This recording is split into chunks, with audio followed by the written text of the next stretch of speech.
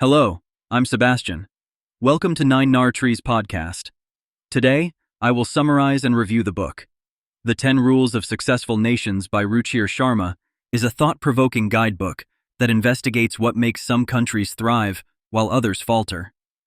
Drawing on decades of international experience as a global investor and columnist, Sharma distills complex economic and political trends into 10 straightforward rules that define national success. This book is not just about economics or politics separately, but about the holistic interplay between governmental policies, societal values, economic fundamentals, and global circumstances. Sharma's writing is crisp and accessible, blending data, storytelling, and sharp analysis. Readers are invited to look beyond headlines and understand the deeper-rooted drivers of progress and decline. The book draws from case studies in every part of the world, making it as relevant to policymakers and business leaders as it is engaging for general readers curious about global affairs. Instead of idealizing or dismissing any single country, Sharma's approach is balanced, pragmatic, and refreshingly non-dogmatic. He encourages critical thinking and the understanding that there are no miracle models, just patterns of disciplined decision-making, adaptability, and humility before the unpredictability of global trends. If you want actionable insights into what shapes nations' destinies in the 21st century, The 10 Rules of Successful Nations offers a unique lens through which to view the world. I will give you key takeaways from this book. Firstly, Rule of Economic Growth: the importance of sustained GDP. Expansion, at the foundation of national success, Sharma argues, is the consistent achievement of robust economic growth. He clarifies that the difference between fleeting booms and long-term prosperity is the ability to maintain growth over decades, not just a few quarters or years. Sharma explores how countries like South Korea, China, and Singapore achieved breakout growth, explaining the policies and societal factors behind their upswings. He also points out that even giants like the United States have periods of stagnation, emphasizing the importance of avoiding complacency. Through historic and contemporary examples, Sharma identifies key enablers of growth, such as investment in education, openness to trade and innovation, and the cultivation of sound institutions. He discusses the pitfalls of resource dependency and the dangers of relying too heavily on any one industry or external force for growth. Importantly, Sharma outlines the typical cycles of boom and bust that afflict nations, making the argument that discipline and adaptability in policymaking are vital to smooth out these fluctuations and support a stable environment for business and society. Secondly, the competitive edge: diversification and adaptation. A major thread throughout the book is the notion that successful nations are dynamic and diversify their economic foundations.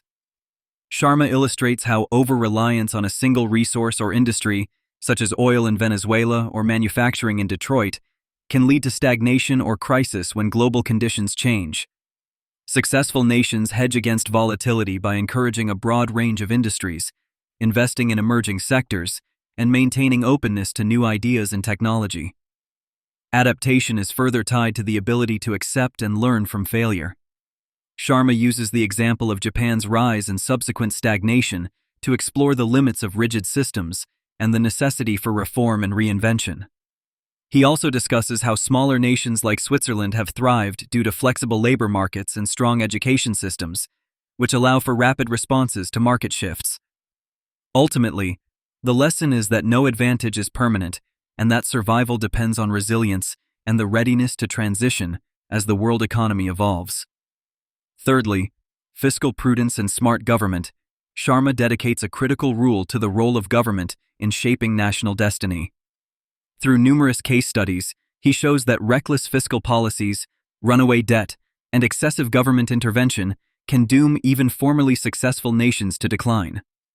Examples such as Argentina and Greece illustrate how fiscal indiscipline leads to inflation, economic collapse, and social unrest. In contrast, nations that exercise discipline, like Germany with its famed balanced budgets, create stable environments that attract talent and capital. Sharma doesn't call for minimalist government. Rather, he emphasizes the importance of responsive, transparent, and accountable governance. He also discusses how effective governments strike a balance between necessary regulation and entrepreneurial freedom. Policies should be flexible and evidence-based, enabling quick pivots in response to new challenges. Readers learn that smart government is not about size, but about efficiency, capacity, and the presence of strong, independent institutions that uphold the rule of law. Fourthly, openness to people and trade. The success of a nation, Sharma contends, is closely tied to its openness, both in attitude and in policy. This includes openness to global trade, foreign investment, and the movement of talented people. Historical and modern examples abound.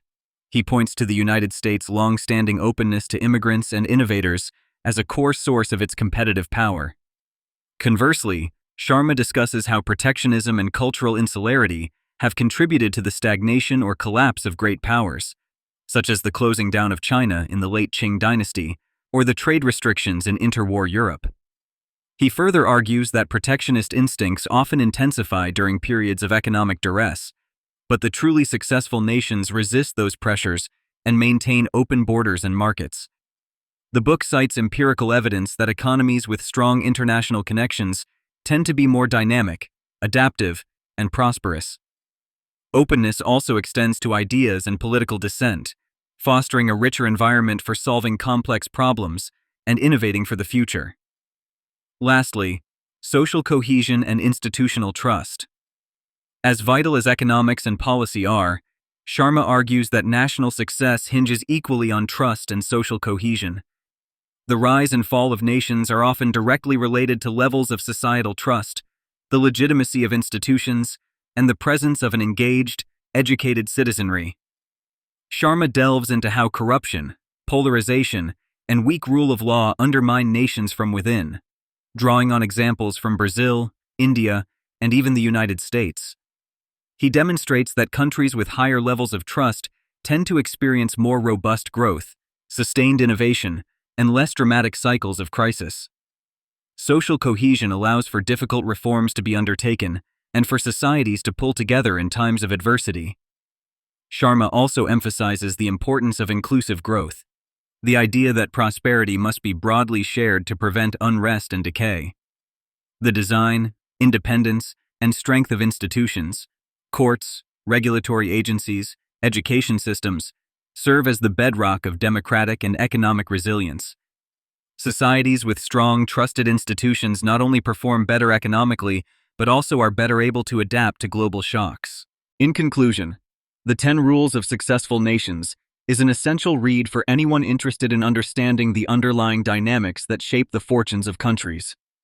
Whether you are a policymaker, business leader, student of economics, or simply a globally aware citizen, this book equips you with practical frameworks and historical context to interpret world events beyond sensational headlines. Ruchir Sharma's vast experience and analytical rigor shine through, breaking down complex topics into actionable insights substantiated by real-world examples. The book's multidimensional approach, encompassing economic data, policy analysis, sociology, and a global sweep of case studies, offers readers a holistic way to assess where nations stand today and how they might fare tomorrow. This perspective is highly valuable in an era of rapid geopolitical change, economic uncertainty, and unpredictable global risks. Choosing this book over others is justified by Sharma's balanced, non-ideological analysis. He synthesizes diverse sources and avoids over-reliance on any single theory or bias. His writing is accessible without sacrificing depth, making the volume as useful for experts as it is for general audiences.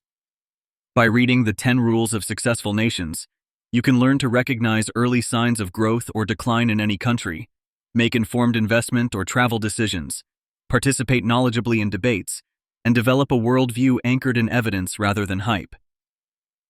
Owning this book is an investment in your understanding of what makes nations, and by extension, organizations and communities, successful or vulnerable in the 21st century. If you would like to support Ruchir Sharma, you can buy the book through the Amazon link I've provided in the podcast description. After reading the book, please let me know what you think and share your thoughts. See you around.